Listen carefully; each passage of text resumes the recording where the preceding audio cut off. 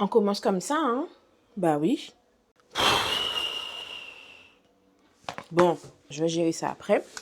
My God, il fait chaud. Oh, et non, en cas tout fait. Parce que c'est vrai, bordel. Got me upside down, spinning around you. Wanna taste the clouds, dance with. Hello à tous, bonjour et bienvenue dans cette nouvelle vidéo. Je suis Elisabeth et sur YouTube, je vous partage un petit peu de mon quotidien, de ma vie d'entrepreneur. Je suis entrepreneur dans le business mais aussi dans le culinaire. Je vous donne le maximum pour vous donner un peu de baume au cœur et pour vous aider à vous dépasser également. Comme vous le voyez dans le titre, vous allez passer la journée avec moi dans ma peau d'entrepreneur culinaire. Comme vous le savez maintenant, je travaille depuis la maison et je sors en extérieur pour les différentes prestations que je peux avoir. Donc, en tant qu'entrepreneur culinaire, souvent, quand on me demande qu'est-ce que je fais dans la vie, alors des fois, je filtre, je dis que je suis formatrice. C'est plus simple, en fonction de la personne, je peux continuer et expliquer plus en détail ce que je fais. Mais à des fois, je dis que j'ai une école de cuisine. J'ai une école de cuisine, je comprends, je sais. Tout le monde pense forcément à la structure et tout, comme les écoles que nous connaissions. C'est normal. Sauf qu'on est en 2025, les gens.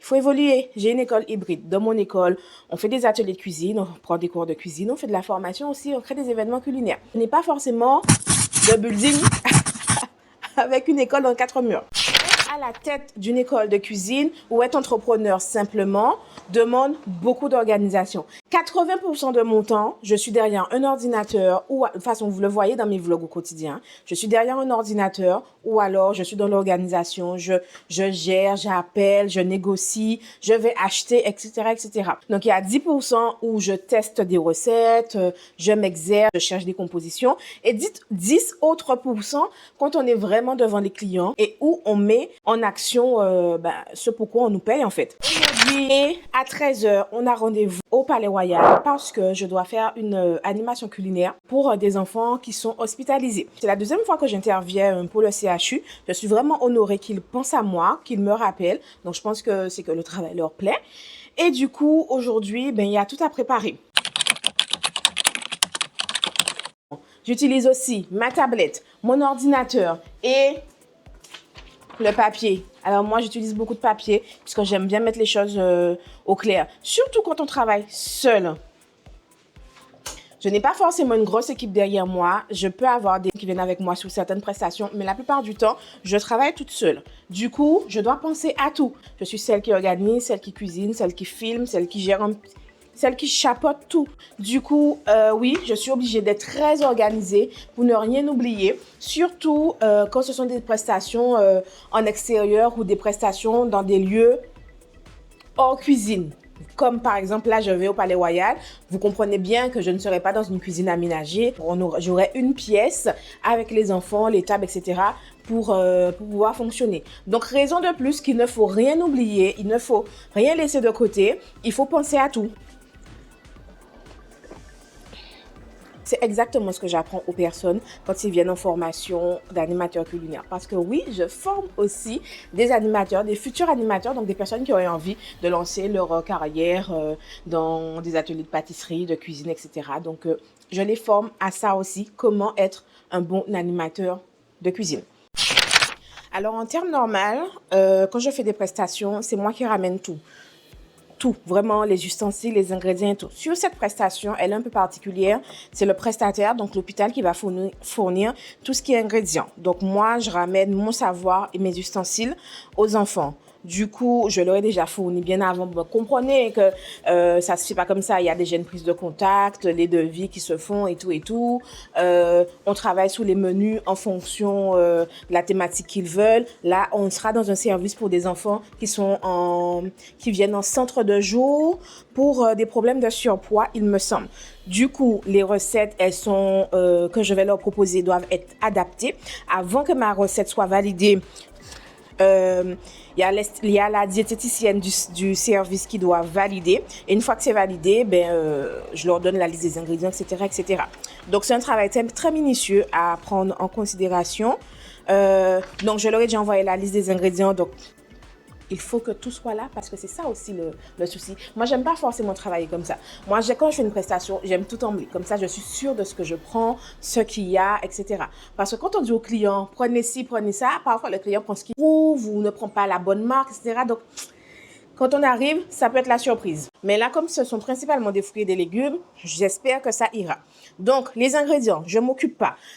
Ensuite, j'ai aussi organisé mon atelier pour savoir comment je vais faire avec les enfants, comment je vais démarrer, qu'est-ce qu'on va faire. Parce que c'est pas tout dérivé, bim, bim, les enfants, on va faire ci. Hein. Non, il y a une prise en main à prendre, il y a des jeux de brise-glace, enfin, tout un panel. Mais ça, je vous l'apprends dans la formation. Si vous êtes intéressé, regardez dans la barre d'infos, je vous ai tout mis. Donc ça, j'ai déjà travaillé dessus, donc je sais exactement ce que je vais faire avec les enfants. J'aurais envie de dire à la minute près, mais tout est aléatoire. Surtout quand ce sont des ateliers avec des enfants, rien n'est jamais carré au millimètre près. Donc, il faut toujours se laisser aussi de la marge. Et maintenant, arrive le gros point. J'ai déjà listé aussi tout le matériel dont j'ai besoin. Donc là, dans les petites boîtes que vous voyez derrière, je vais chercher tout ce dont j'ai besoin en essayant de rien oublier et de faire très vite parce qu'il est déjà 11h30 et il faut qu'on décolle rapidement. Ça là, c'est une des parties que je déteste le plus dans le travail. La caverne d'Ali Baba. Donc là, je dois trouver tout le matériel dont j'ai besoin, les bols, les couteaux et tout ça. Enfin, bref, le gros travail quoi. Vous voyez, depuis le temps que je fonctionne, je me suis déjà équipée de plein de choses, j'ai plein de matériel. Mais ça, c'est petit à petit qu'on les achète. Hein. Parce que les gens croient que Rome se construit en 2 jours, mais pas du tout. C'est vraiment petit à petit qu'on achète son truc et puis voilà. Maintenant, aujourd'hui, j'ai tout. Je peux dire vraiment, j'ai vraiment tout ce qu'il me faut. Mais c'est vraiment au fur et à mesure. Alors moi, mes bacs sont organisés, très organisés. Donc, même si vous voyez que ça a l'air en bordel, ce n'est pas. Moi, je sais exactement ce qu'il y a dans chaque boîte et comment. Donc là, par exemple, là, c'est la boîte de tout ce qui est réutilisable. Par exemple, les tabliers, les nappes, les torchons. Vous voyez, des choses qu'on ne jette pas forcément. Les gobelets. Donc, je sais exactement. Donc là, il me faut prendre des tabliers pour chacun des enfants. La difficulté avec ce prestataire, c'est que comme les enfants viennent à l'hôpital en soins, donc même si le prestataire vous dit qu'il y aura tant d'enfants, ben vous n'avez jamais le même nombre d'enfants en même temps. Parce que parfois les enfants ils font des allers-retours entre leurs soins et tout, donc c'est pas toujours évident. Donc c'est ça que je dis que c'est l'adaptation. Là j'ai sorti les tabliers aussi. Alors, vous voyez, j'ai 2 modèles, moi, de tablier. J'ai un modèle taille enfant et un modèle taille adulte. En fait, j'ai fait le choix de ne pas opter pour une taille standard parce que un tablier, c'est quelque chose où on doit être quand même à l'aise. Déjà, c'est pas quelque chose de forcément agréable à porter quand on cuisine et tout. Mais il faut que ce soit adapté aux enfants. Alors, c'est pas intéressant que l'enfant ait un tablier trop grand sur lui et ni qu'il ait un tablier trop petit. Ça me fait penser à une fois, j'étais en prestation avec une collaboratrice. Elle avait distribué, en fait, elle avait installé sa table et tout. Elle a mis des tabliers. Mais comme c'était des enfants, donc elle a mis des tabliers taille standard enfant pour tout le monde. Mais sauf qu'il y avait des enfants qui étaient là, qui étaient un peu plus enrobés que les autres. Donc, du coup, il a mis son tablier, mais on voyait qu'il avait du mal et tout, qu'il n'était pas très à l'aise. Donc, discrètement, je suis passée derrière et je lui ai donné un tablier taille adulte, sans que forcément les autres voient et tout. Et là, tout de suite, il a eu un sourire et il s'est senti beaucoup plus à l'aise. Mais en fait, vous voyez, ce sont des petites choses qu'on ne fait pas forcément attention, mais qui peuvent être dérangeants et qui peuvent carrément nuire votre atelier. Parce que si vous avez une personne qui n'est pas à l'aise, ça peut être un adulte aussi, hein, qui n'est pas à l'aise avec ce que vous lui avez donné. Et si c'est une personne qui n'ose pas forcément le dire, en parler, il peut passer un sale quart d'heure durant l'atelier et c'est pas le but. Le but, justement, c'est que les personnes viennent se détendre et tout. Donc, voilà, ce sont des petites choses à laquelle il faut penser, mais c'est sur le terrain bien souvent, c'est sur le terrain qu'on apprend. Personnellement, moi, c'est comme ça que j'ai appris. J'ai pas eu de personne de mon tour pour me dire, voilà, c'est comme ça, il faut faire, pas comme ci, comme ça. C'est vraiment sur le terrain de mes années d'expérience. Ça fait depuis 2020 que je fais ça quand même, hein. Ça fait déjà bien 5 ans. Et voilà, et c'est ce que je m'efforce aussi d'enseigner aux autres personnes qui veulent se lancer dans des ateliers. Ça leur permet d'aller beaucoup plus vite. Parce que moi, ce que j'ai pris du temps à connaître et à apprendre seul, je leur enseigne et puis voilà quoi. Chacun fait son truc. Même au sac poubelle, il faut penser. Parce que oui, la propreté, l'hygiène, c'est le tout. C'est tout ça compte au maximum. Donc, faut penser, surtout quand vous allez chez le prestataire, vous arrivez dans un endroit propre, même si c'est pas propre, c'est dans le devoir de laisser le lieu propre. Et je voulais vous dire, je pensais à un truc qu'on me demande des fois. On me dit, pour ceux qui débutent, est-ce que le fait d'avoir des box comme ça, transparentes, c'est bien? Alors, au début, je disais oui, que c'est bien. La preuve, c'est pour ça que j'ai acheté que des box transparentes. Parce que, d'un coup d'œil, on peut voir ce qu'il y a dans la boîte, pas la peine d'ouvrir et tout et tout. Sauf que maintenant, moi, les box transparentes, là, je les vire pas parce que ils sont déjà là. Mais si c'était à refaire, j'aurais pas pris les box transparentes. J'aurais pris des box toutes noires parce que, mine de rien, je trouve que ça fait sale. En fait, ça fait pas sale. Ça fait que c'est en désordre. Et moi, visuellement, ça passe plus. Alors, peut-être que pour certains, il n'y aura pas de souci, mais pour moi, j'en peux plus là de les voir comme ça. C'était à moi à refaire. J'aurais pris que des boîtes noires et j'aurais peut-être mis des étiquettes pour savoir ce qu'il y a dedans. Mais en aucun cas, aujourd'hui, je recommanderais de prendre des boîtes transparentes. Mais après, tout dépend aussi en fonction de comment vous évoluez, où vous évoluez, si vous êtes chez vous, si vous avez un local, etc.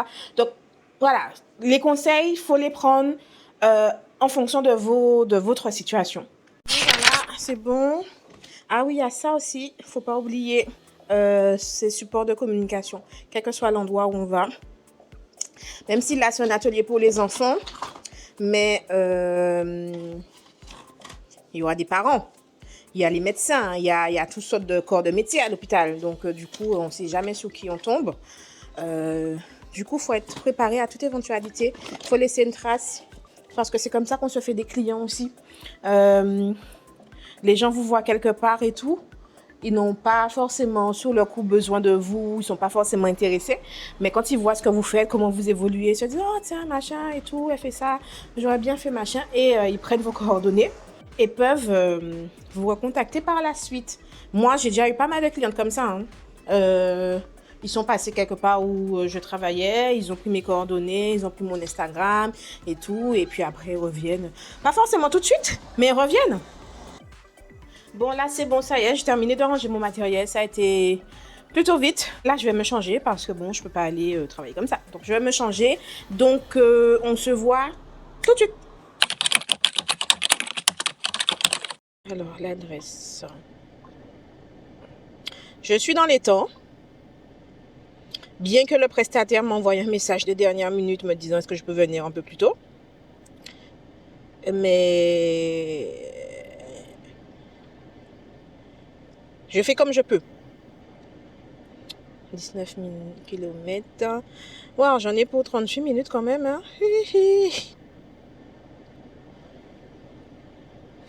J'arrive à 13h20.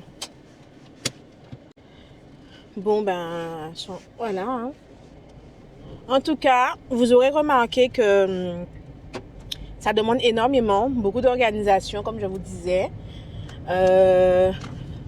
Donc, quand vous donnez vos prix et que les gens ne veulent pas payer ou que les gens chicanent, que les gens vous disent que, voilà tout ce que ça demande. Et là, j'ai même pas eu à aller faire les courses et tout ça. Vous n'êtes pas droit. Hein. J'ai même pas eu à aller faire les courses et tout ça. Mais même le matériel et tout. Enfin bref. Donc, voilà. Enfin, c'est-à-dire que les gens ne se rendent pas compte de tout ce qu'il y a derrière. Quand ils vous aiment. Genre, c'est à la mode et tout. Ils ont vu copains, copines faire. Donc, ils disent qu'ils veulent aussi. Et puis, quand vous leur donnez vos prix, ça, c'est l'antillais. Hein? Ah, tout ça là, jamais. Qui peut faire ça moi-même? Eh bien oui, fais-le toi-même. Après, ils ne voient pas derrière que... Après, je comprends, hein, je peux comprendre. L'argent est difficile pour tout le monde. Je peux comprendre. Mais c'est que les gens ne voient pas que derrière le chiffre que vous leur demandez, il y a tout en fait. Il y a le temps, il y a l'organisation, il y a la gestion, il y a la recherche, il y a l'expertise, il y a le fait d'y aller. On est entrepreneur, donc on a des charges. Donc, il y a tout ce qui rentre dans la tarification d'une prestation. Mais ça, les gens ne le comprennent pas. C'est une éducation à faire. Et il y a des fois, ça passe. Il y a des fois, ça passe pas. Il y a des gens qui comprennent. Et c'est très bien.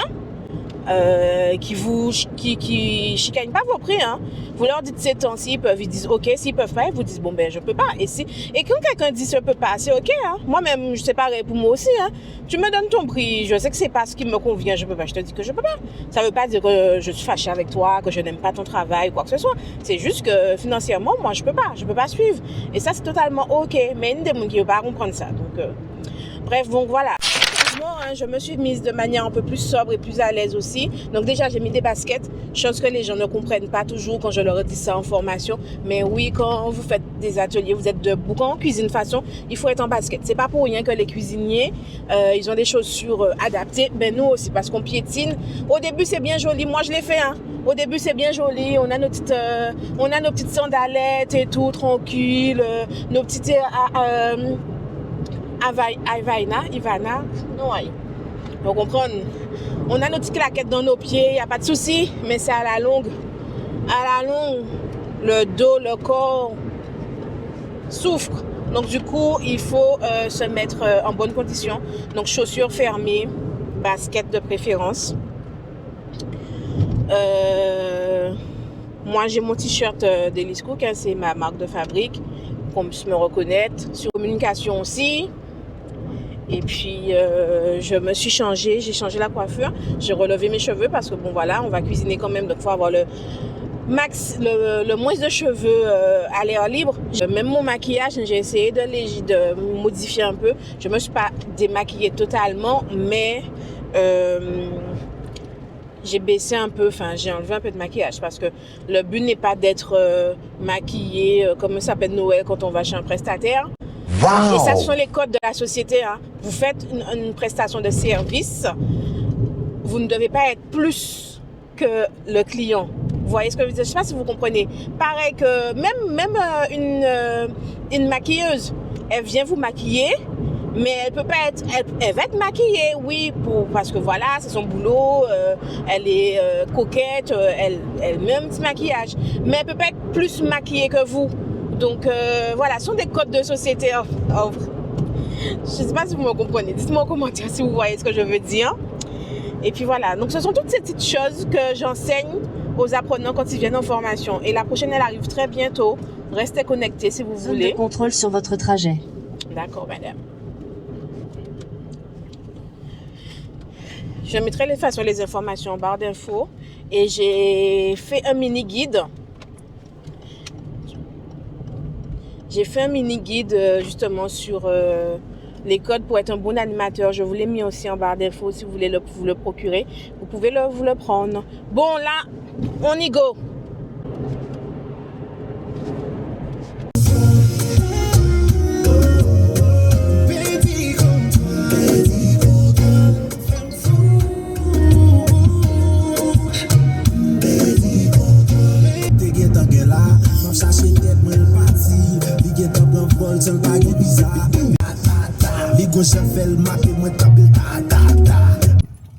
Bon, je suis arrivée. J'ai trouvé une place. J'ai trouvé une place assez rapidement dans le parking. Je savais même pas qu'ils avaient fait un parking là.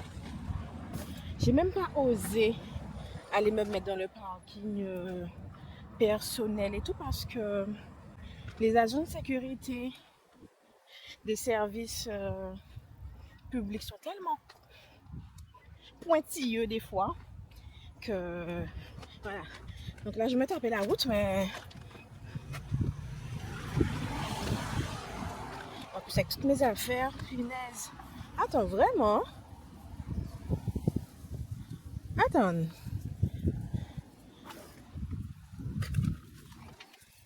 Putain, wesh.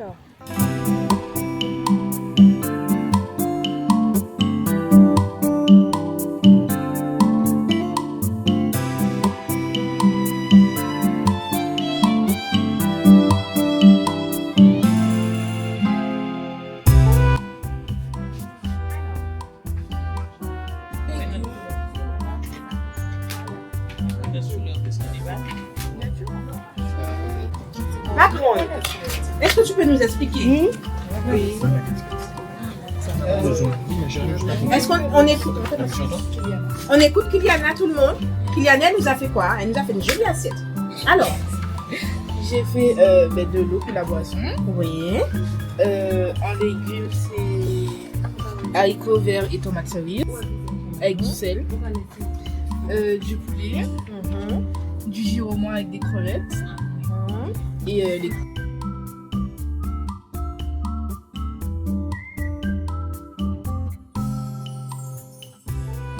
2 cuillères, très bien, bravo.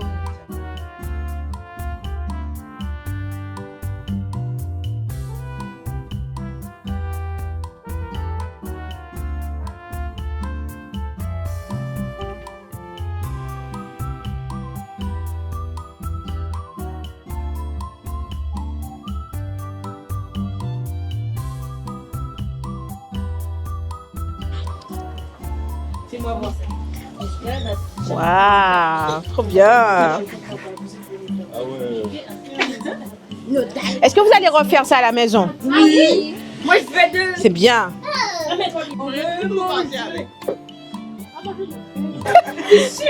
C'était beau. Ben, merci beaucoup, c'est très gentil. Bon. C'est bien, bravo. Je suis très contente, très fière de vous.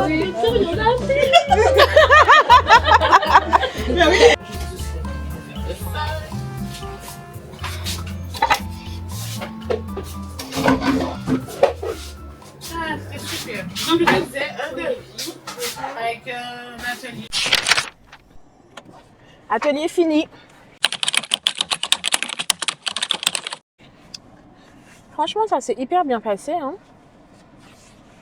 En toute honnêteté, vraiment, les enfants, franchement, les enfants, ils adhèrent. Ils adhèrent. En plus, moi, ce que j'aime, du coup, au début, ils sont un petit peu réticents. Ils disent, ah! Et puis, au final, quand ils goûtent, non, mais il y a des fois, je ne vais pas enregistrer, mais j'ai vraiment kiffé. Ils disent, ah, j'adore, c'est bon.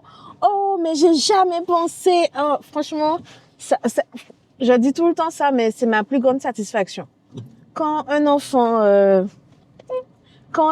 me fait ce genre de retour, c'est ma plus grande satisfaction. J'ai pas besoin de me tracasser la tête, me dire est-ce que c'était bien, est-ce que machin. La réaction de l'enfant, je sais déjà. Après, bon, si le prestataire est content, c'est parfait. Mais par contre, là, je suis lessivée.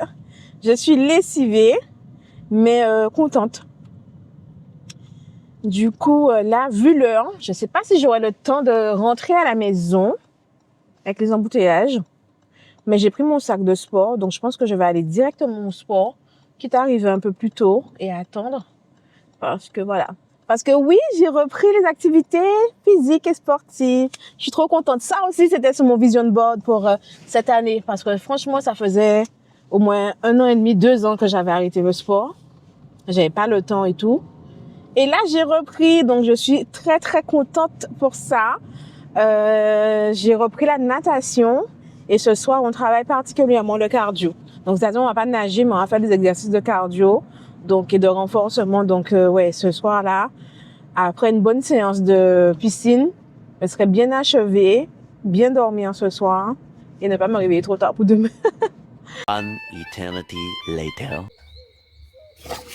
Voilà, j'ai bien fait de prendre mes affaires de sport parce que il est déjà 17h30 avec les embouteillages que je me suis prise là. Et ma séance est à 18h, donc je vais me changer là-bas.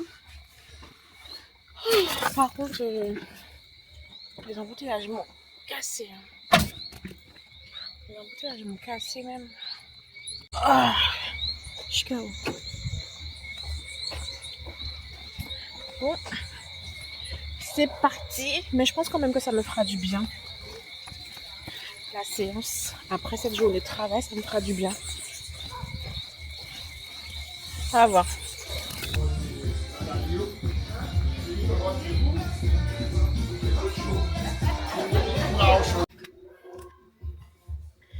Eh mais les gens, mais n'importe quoi. J'ai pensé que la séance était à 18h. Non, pas du tout. La séance est 17h, une séance d'aquagym, et à 18h, il y a une séance de renforcement. J'ai pas compris ça comme ça, moi. Donc en gros, non, je suis pas du tout... Je suis pas du tout... en avance. Bon, allez, je vais prendre une douche rapide. Toujours en haute natation parce que... Franchement, il fait froid. Quand tu rentres, ça va, mais à la longue, quand on fait une séance, il fait bien froid, donc je me préserve.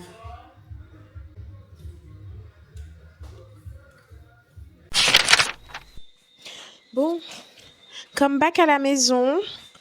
Alors, la journée touche à sa fin. Je sors de ma séance. Elle était vraiment hard. C'était sans transition. C'est ou vine pour nager, ou vine pour faire sport. Donc, elle fait sport. Ouh. Mais bon, aujourd'hui, on a bien bossé les jambes. On a fait plein d'étirements aussi. Donc, c'est bon. Je suis très contente de cette journée. Il est déjà assez tard, là. Vous voyez par ma tête que je suis fatiguée. Je suis HS. Mais c'est pas fini. C'est la fin de la journée, mais c'est pas fini. Parce que maintenant, je dois laver et ranger tout le matériel. Également, je dois passer en je dois désinfecter et laver tous les tabliers.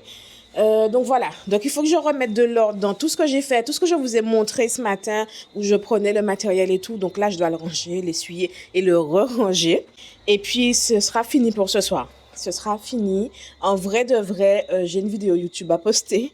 Mais là, franchement, ça se fera après parce que là, je suis KO. Ça se peut que je travaille un peu ce soir, mais bon, c'est pas dans mes projets. Même le récap de la journée d'aujourd'hui, je pense que je le ferai demain matin. Et puis voilà. Bon ben, j'espère que cette journée avec moi vous aura plu, que ça vous a montré un petit peu plus sur ce que je fais quand je suis pas en voyage. Et puis voilà. Donc, écoutez, n'hésitez pas à me laisser vos commentaires. N'hésitez pas à me laisser vos commentaires si vous en avez, à liker cette vidéo, à la partager à quelqu'un. Ça fera forcément plaisir à quelqu'un. Donc, partagez la vidéo dans vos stories Instagram, dans vos stories WhatsApp. Voilà, partagez. Forcément, il y aura quelqu'un dans votre entourage qui s'arrêtera sur cette vidéo et où les informations que je donne lui plairont, même si à vous, ça ne vous parle pas trop. Et puis, ça m'aide aussi, moi, en tant que youtubeuse, à faire travailler la page. L'algorithme voit qu'il y a du monde qui passe dessus, que les gens like, que les gens commentent. Donc, merci pour votre soutien énormément. Et puis voilà, bon, j'ai beaucoup parlé aujourd'hui, il n'y avait pas eu trop d'images. J'espère qu'au montage, je vais réussir à vous faire un petit truc sympa. En attendant, ben, prenez soin de vous et surtout, répétez, enjoy! Voilà, bisous, passez une très bonne soirée et on se voit très bientôt.